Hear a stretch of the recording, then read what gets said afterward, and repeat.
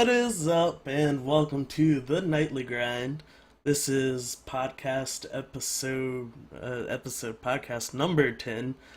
My name is Ninja. JT's muted. Outlaw. Shadow is also muted. No, I was muted. Now I'm not. Oh my goodness. That's Shadow and that's Torn. Oh well. Bone never introduced himself. I was waiting for Bone. Right? I was waiting for I Bone. definitely did. Then you must have been muted too. If you're watching Anyways. this, don't watch this. This is a terrible show where a couple bearded people We can't play even get video the games introductions and right. do things and talk about things, and yeah, you shouldn't be here, whether you're on YouTube or Twitch. Anyway, tonight's podcast topic is point-and-click adventure games, which I just recently learned we have a lot of point-and-click adventure. Point-and-clicker. I can't talk tonight. Don't laugh. We have a bunch of people who have never played point-and-click adventures, which is gonna make tonight a tough night. So who here's played point-and-click adventure games?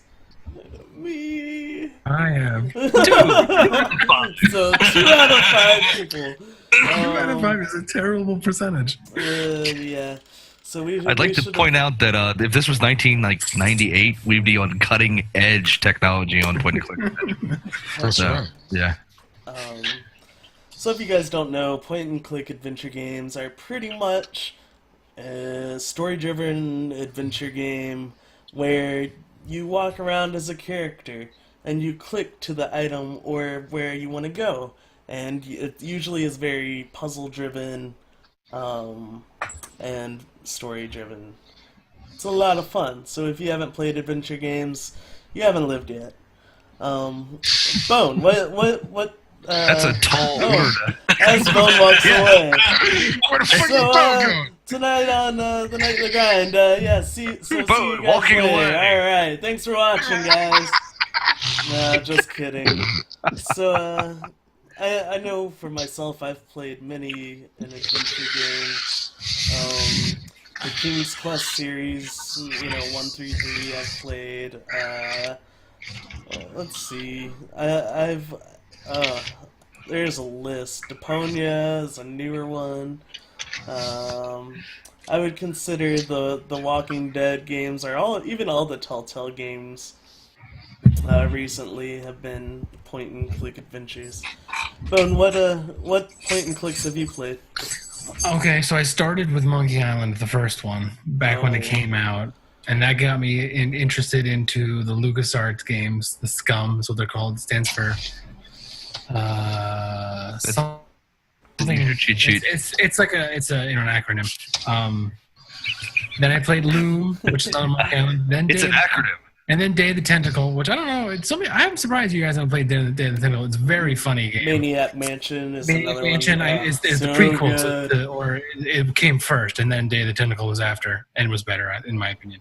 Full Throttle, Grim Fandango, which is available on Steam. Space Quest, which is another very funny game.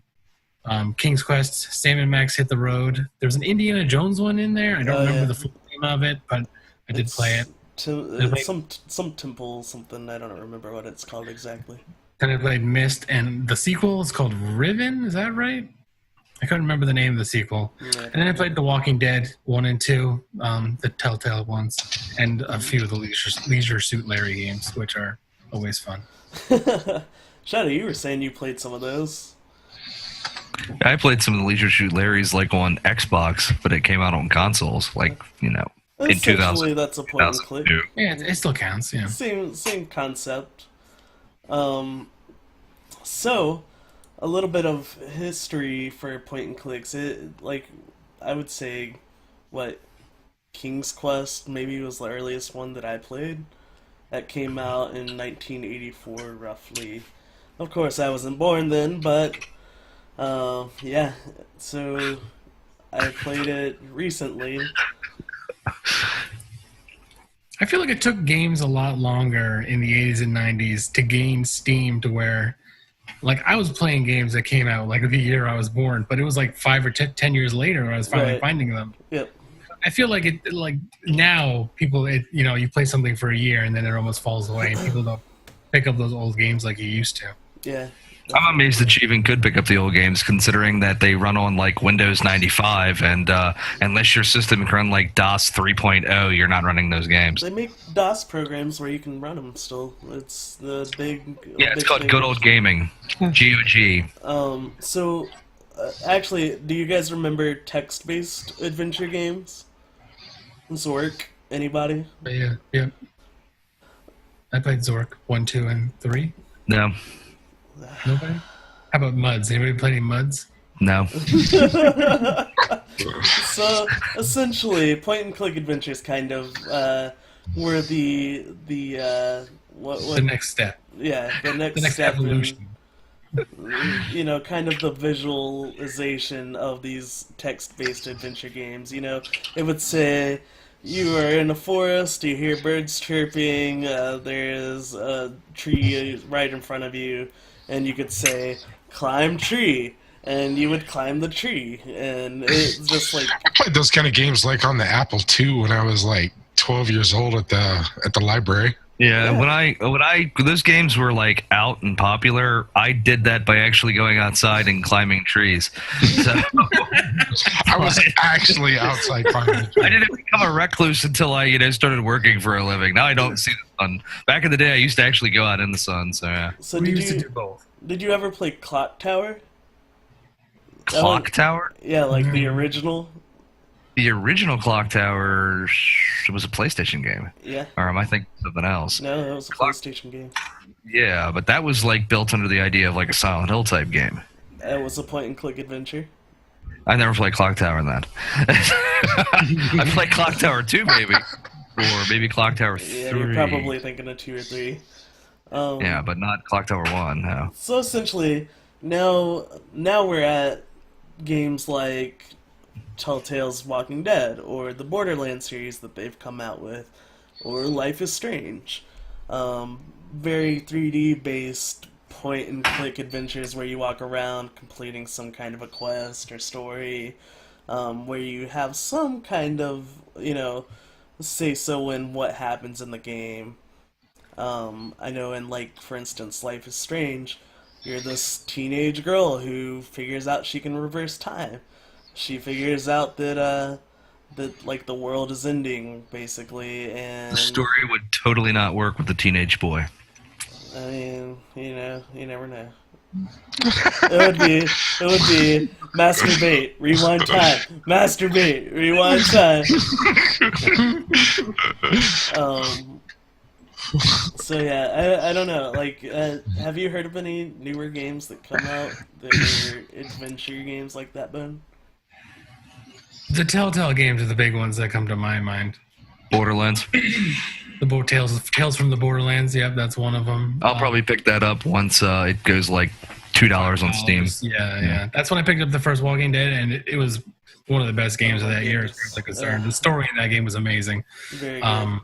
And then they have Game of Thrones out now, I think they're working on. Mm-hmm. So that's another one. As far as other point-and-click adventures, I wouldn't be surprised if there were some indie ones out there. I just don't know of them. There are some really good indie ones out there. That seems like an indie game genre at this point. Exactly. And in all honesty, that is where a lot of the point-and-click comes from now, are indie developers.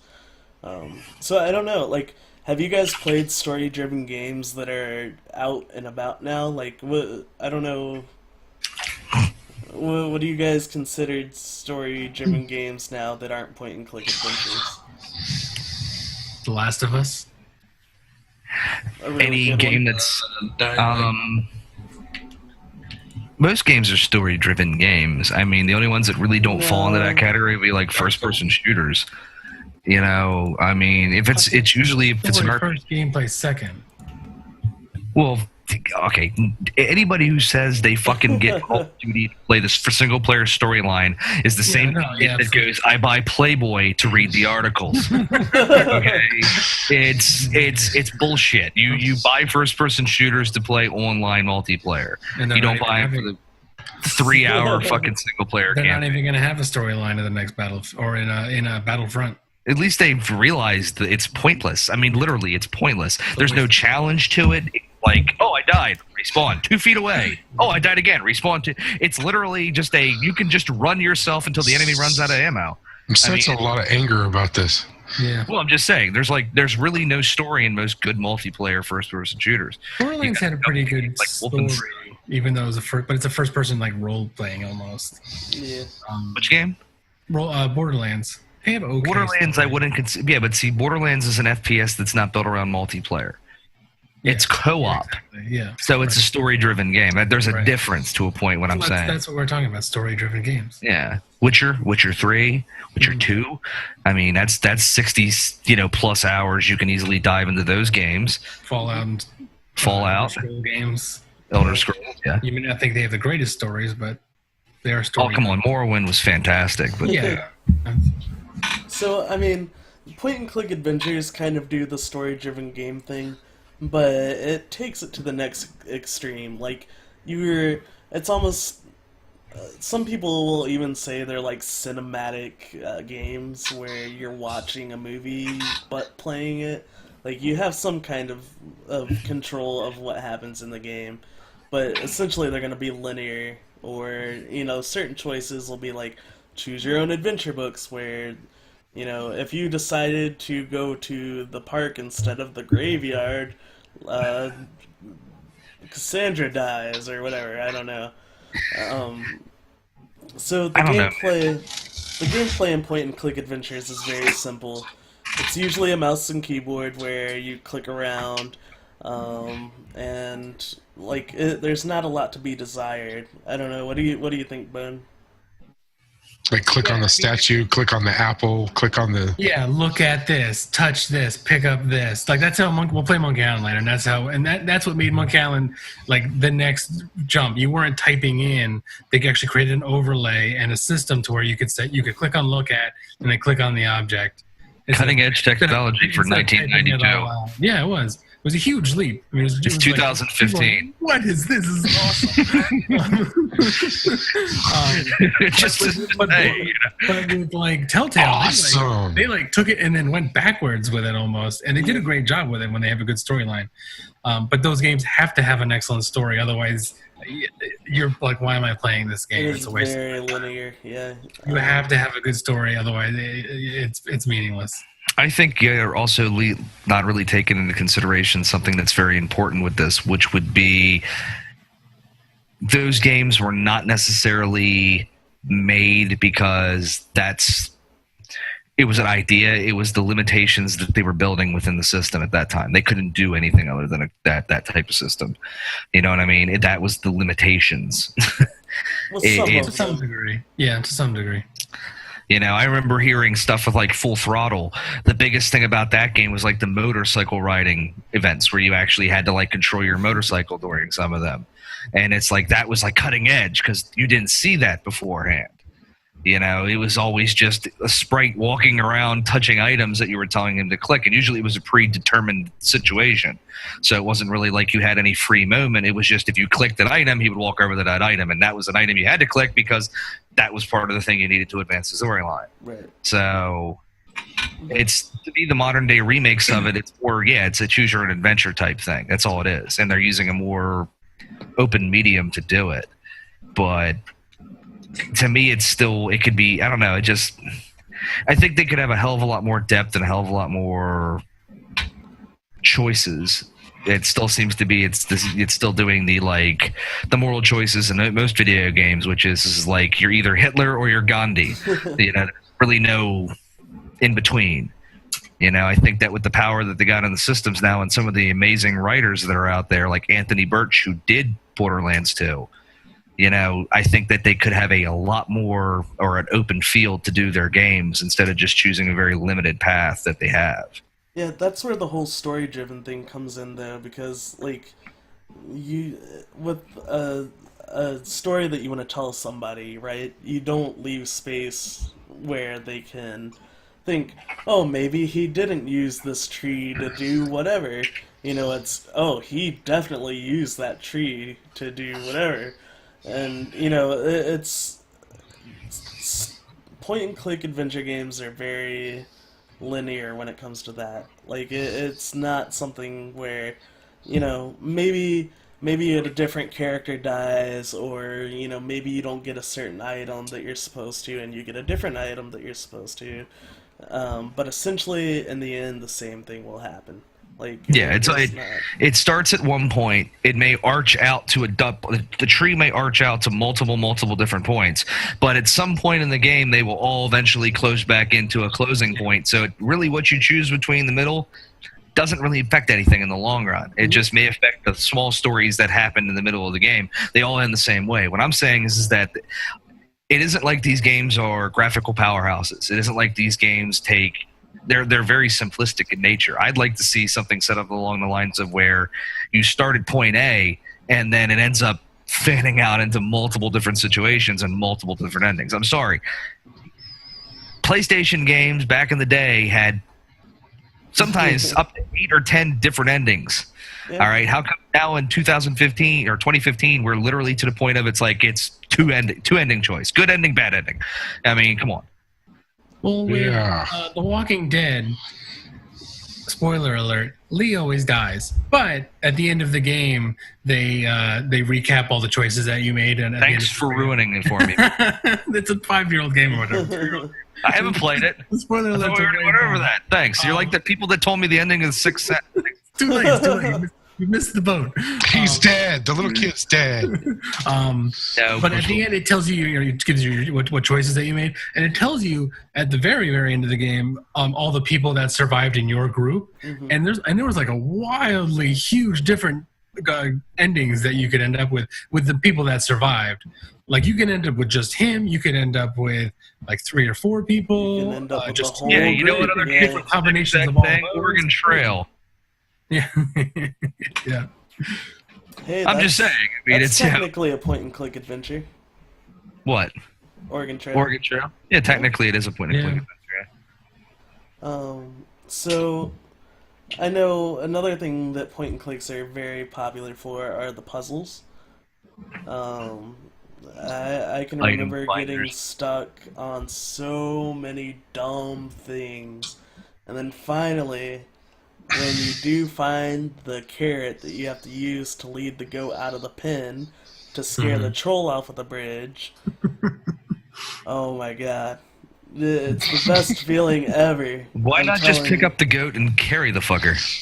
Because You just go to one side of the bridge, bend over, and go, here, goat, here, goat. And actually, the reference is from King's Quest 1, the game that I was talking about playing tonight. And there is a point in that game where if you let the goat out of the pen, you cannot go any further into the game. Like there was a fix to it, but you had to start over to be able to finish the game. That's pure anarchy. That game is a brutally difficult game at times. A lot of fun though. It's madness. I remember one in Day of the Tentacle. I'm not going to talk about Monkey Island because we may play it, but Day of the Tentacle where you had this porta potty that you traveled through time in,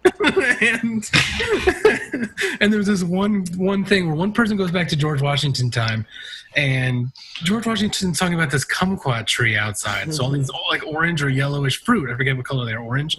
Talking about this kumquat tree and how it's in the way of something, and you had to get this kumquat tree out of the way, and you couldn't get him to cut it down. There's an axe inside with George Washington. You couldn't figure it out. I couldn't figure it out. Then I realized that there was somebody more forward in time who had a bucket of red paint. So I had him put the bucket of red paint in the porta potty and send it back to me. Washington, and I painted the kumquats red to make them look like apples, so that George Washington would go down and cut the apple tree down. I thought he cut down a cherry tree. Or cherry tree, maybe. Yeah. Anyway, story right. And so what that did was that took the person who was in the future, not just the present time, got him out of the tree that he was stuck in. That's like the idea of the crazy quests that you can end up on these games. Yeah. And then when you figure them out, you're like, finally, yes, I did it. It's like the great sense of accomplishments in these games. So yeah, so the puzzles in these games can be extremely insane. They can be a lot of fun. They can be as simple as putting an actual puzzle together. So I mean, it helps out with, like, my next point was memory.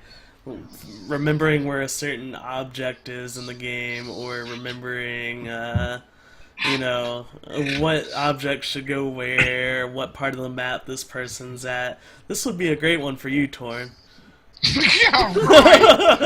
I can't remember what I ate yesterday. What are you talking about? You want me to remember something? Yeah, I What mean, game it are we helps. playing again? That's the reason why you need to play these games, because they help with your Work memory. on my memory?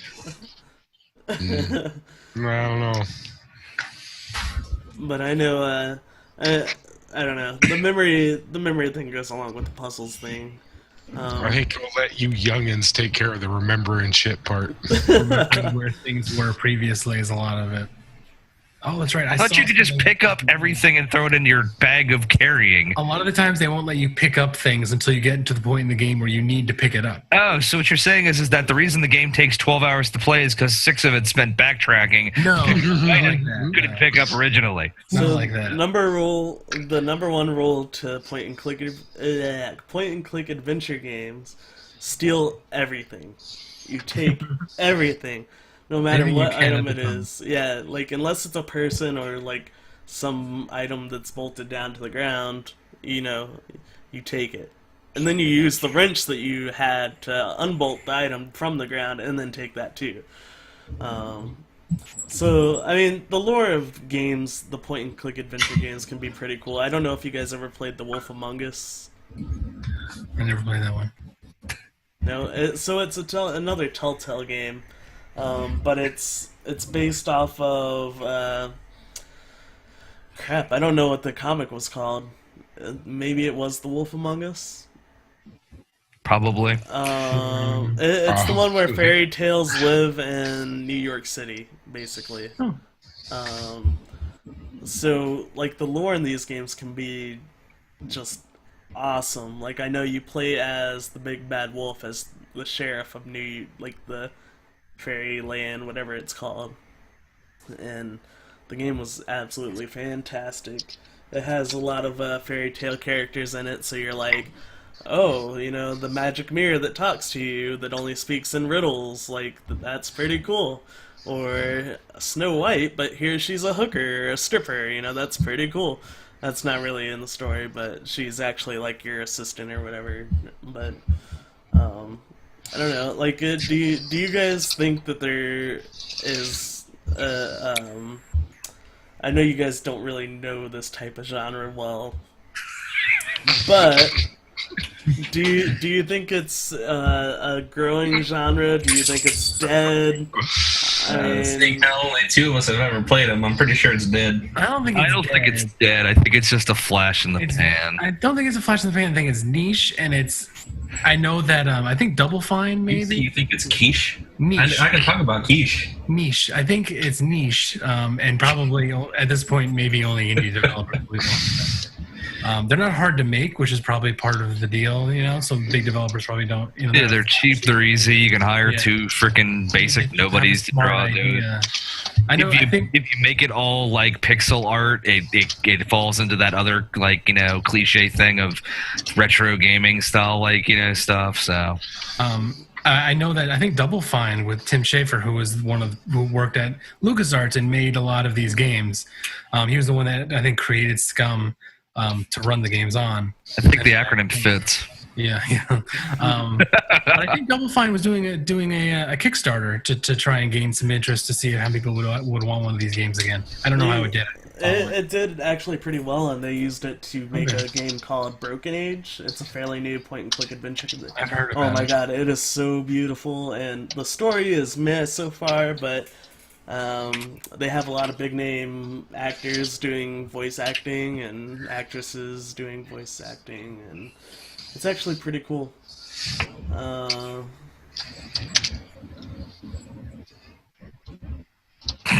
The pizza face. That's a question Pizza? that a lot of people, I think, have problems with. Boobs in games. I don't know. Do they belong? First boobs I've seen in a game was in God of War. Yeah. I think No. if you're mature enough, Duke No, Nukem no, 3D. Duke Nukem. Yep, exactly. I remember those too. I mean, I think if you're mature enough, Shake 'em, I don't baby. have a problem with it. We know where you spend most of the time playing that game. So, What do you think about Kickstarters for big games? Just in that little strip club. Just there. So yeah, I mean, you guys say that you think the genre's dead, or, you know, 10 years ago. it is a pretty niche thing. I think with Bone, a lot of people either love them or you just don't care. Ethan's asking, what do you guys think about Kickstarters for bigger games now? They're taking over. Are you talking about bigger games? Are you talking about bigger games in the aspect of Star Citizen type games that just become big? Or are you talking about bigger games along the lines of all of the classic game developers who have basically been fired by their parent companies rebuilding their classic games, such as like Castlevania, Shenmue, which not really got kicked off, but are you talking about like that idea? Games that get millions in a day. Games that get Citizen. millions in a day. I don't know. I Started mean, out small. yeah, but it ended. I have a never problem with ended big game companies that are like just doing it to gain interest. Profit. I have a problem with they're just doing it to try and sell games before they even have the ideas and you know. Or milking a title over and over and Are you over. talking about game? There are ways they just do it. They already have the game funded, and they're just kind of guaranteeing sales. Something like that. I have a problem with that. Well, I mean, Star Citizen started out small, and they were trying to gain. Star Citizen was meant to be about $10 million, not $100 million. They were just trying to prove that there was interest in the genre to get somebody else to pay for the game, and then they ended up getting a lot. They of realized money. they didn't So I don't need have an issue with I that. think There you it. go. To answer Ethan's question, I don't think it matters. It's Kickstarter, which means that the money that's there is there because people are willing to put money into it. If it's a good idea, To me, it's caveat emptoire. It's let the buyer beware. If you're willing to drop $100 on a game or a concept of a game because you like the idea, then that's more power to you. It's capitalism, rock and roll. I you know a few people here that have put a lot of money Let's not into discuss that. Kickstarter games. Let's not discuss that. I may don't want to have bring been up. all of one us of here them. have put cash into Kickstarter games. That's And you're always taking a risk when you do Kickstarter. So Right. Yeah, right. I mean, as long as you know that going into it, it's like right now I have money in Kingdom Come Divergence, whatever it is, the studio that's making like the medieval game, which looks awesome. Shroud of the Avatar, which I probably will never play. Star Citizen, obviously. River City Ransom Underground, which I cannot wait for that fucking game. And that shitty game I will not speak of. Divergent. Shadow's diddling. He's like,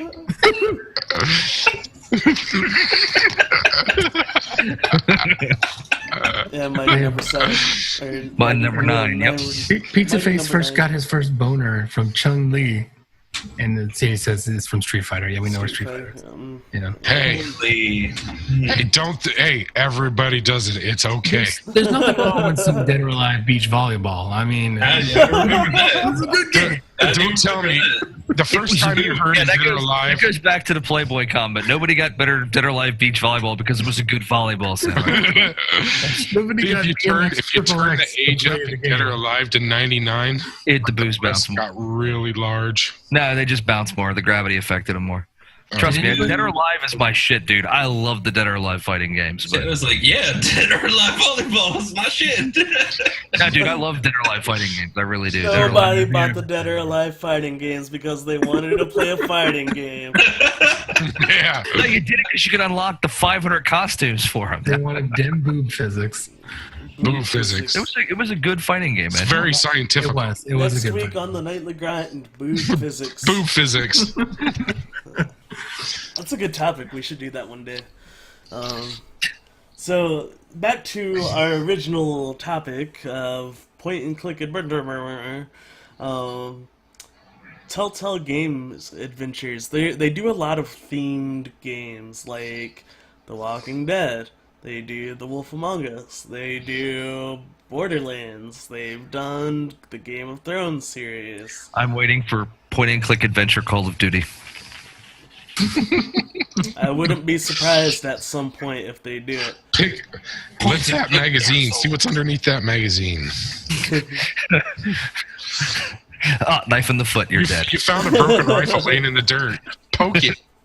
So that was actually one of the best things about point-and-click adventures that I loved, where if you didn't save the game and you got to a certain point and you died, whether it's falling off a cliff, talking to the wrong person, or, you know, using an item where it shouldn't have gone, like an electrical socket or something, you died. And a lot of these games, if you didn't Did you save... just say using a knife on an electrical socket? Yeah, I mean... Sure. I'm just curious. Yeah, Yeah, it could solve the puzzle. You never it know. could. You On never purpose? know. I'm fairly sure I know how that puzzle ends. So, And, yeah. in Maniac Mansion, you could microwave a hamster. Whoa. And if you tried to do it in Data the Tentacle, they said something. You can't do that. Or Yeah. that's cruelty to animals. or something. Why would you do something like that? Yeah, it's a little joke. Are you a So- maniac? So yeah, the kinds of things you could do in point and clicks are very goofy, very silly, but they were awesome. So my last question for you guys, and we are going to cut this kind of short because who knows about point and clicks here.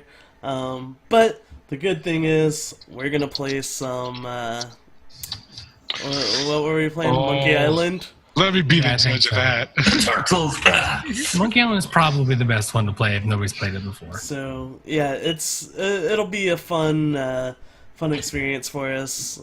Because, Wasn't there a VHS Choose Your Own Adventure? It was like fast forward to 3 minutes and 27 It seconds. was a board game, and I can't remember the name of it, but I used to own it.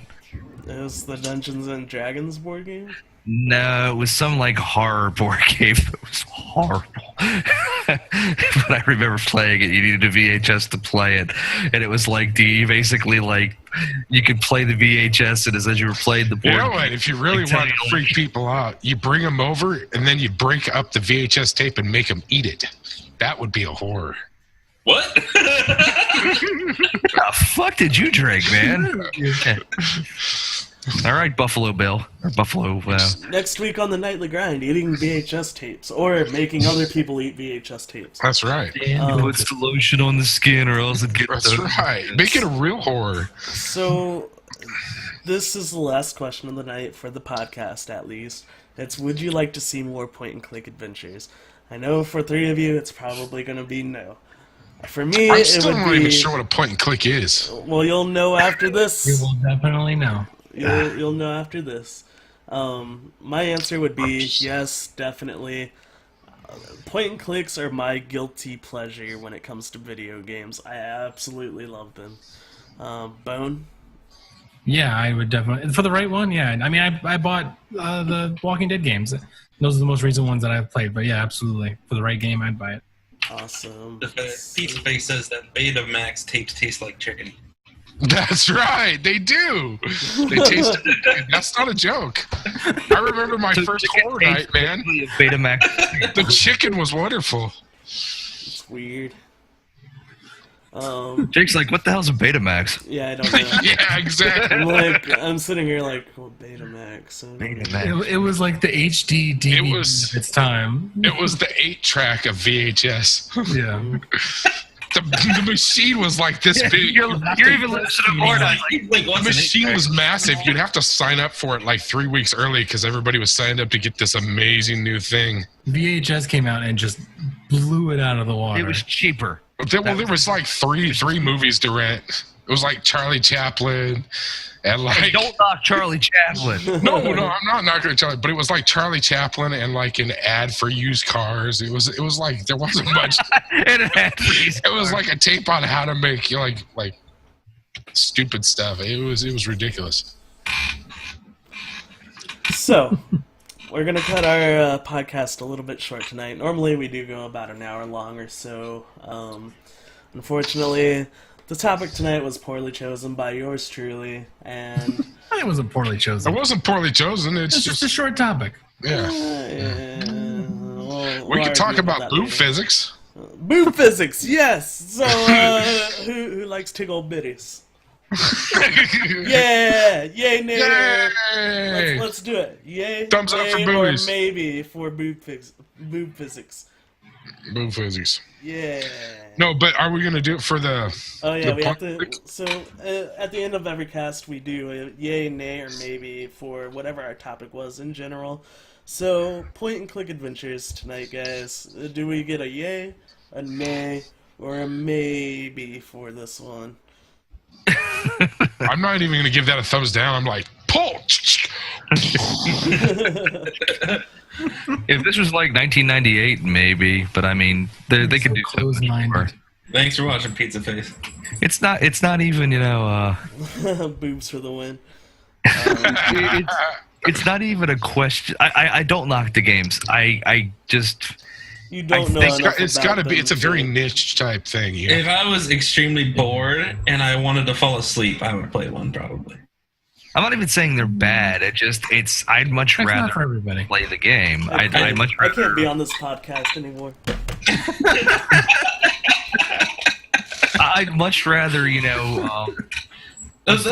or play an RPG that actually gives you the storyline and you're doing something. Yeah, rather see, to me, that type of game is more of like a, I don't know. I'd rather play something more entertaining where I'm actually moving around a lot more and doing whatever. Like I would play that, but We can jump in that aspect where it's like, Well, I don't, like I said, varying degrees. I mean, look Yeah, at but I Myst. mean- Have you ever seen Myst? I know you didn't play it. no, I have no But idea. it's like walking around the world and you're figuring out clues and puzzles. if I wanted This to is walk very around and solve puzzle-driven. puzzles, I would lock myself in a dark room and see if I could find my way out.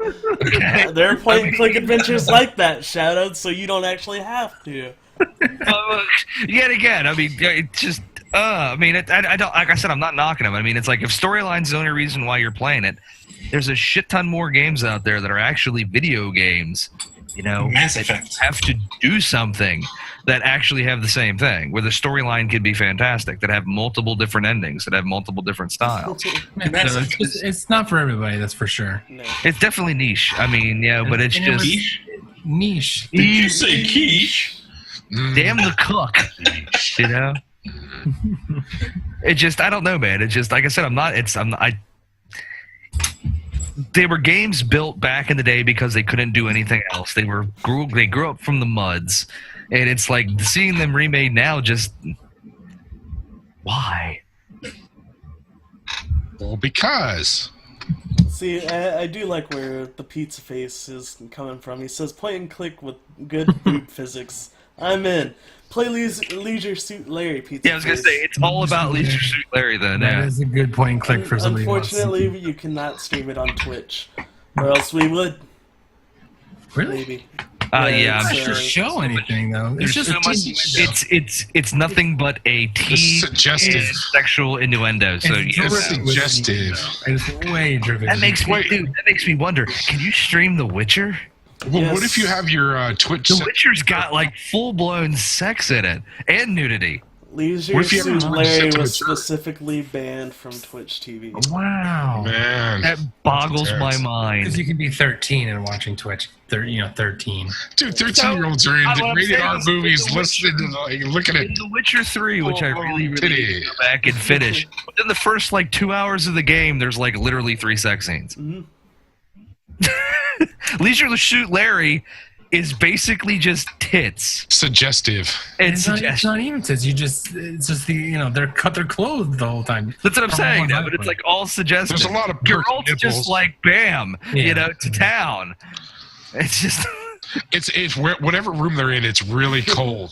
There's and it's not nipples even that. everywhere. The entire game is suggestive with the way it's Yeah. the vocal or the text, or not even the text because everything's voiced, but the voice acting is suggestive. The way the characters pose is suggestive. Uh-huh. I'm just Oh, saying, it's yeah. like, There was a character named Annalisa, and he kept calling her Anal Lisa. Yep. Yeah. like stuff like that. It's just stupid. Yep. Leisure Suit Larry, good times. So yeah, I think this is gonna conclude our podcast at least. Stick around afterwards. We're gonna play a point and click adventure. While JT will be running the smoothie bar. While all of us commentate on it, JT Outlaw is gonna run the smoothie bar. Basically, Apparently, I was gonna say basically what we're gonna do is MSTK3 the hell out of that motherfucker. That's what I'm doing. I don't care about What is it? MSKT3? Mystery Science Theater 3000. Oh yeah. We should put so hang much around, of us at the bottom. You can be my Tom Crow. I'll be Servo. Okay. Is that the gumball dude or the crow? Oh, Yeah, Crow is the guy. man, I'm such a fucking idiot right now. But anyway. no, that's okay. It's been this whole cast. So Did anyway, you just say Jim Crow? Anyways, so thanks for watching, guys. Make sure you're following. If you're not, check out our YouTube. We have all our old videos on there. All our past broadcasts are on there as well. Follow us on Twitter. We tweet out every time we go live. All of our personal streaming info is down below if you want to check out our personal channels. Our website is down there, which will be changing soon. You will see a lot more of us in the upcoming months, I would say. So definitely click that follow button. Anyway, this has been the Nightly Grind. I'm Ninja. I'm Outlaw. Quiche. T-Bum. Shadow. Towards hole. And that's how our intro is supposed to go most of the time. We fucked it We up. always finish strong. This is the Nightly Grind. Thanks for watching, guys. Later. Thank you. Alright, time to go to the north side.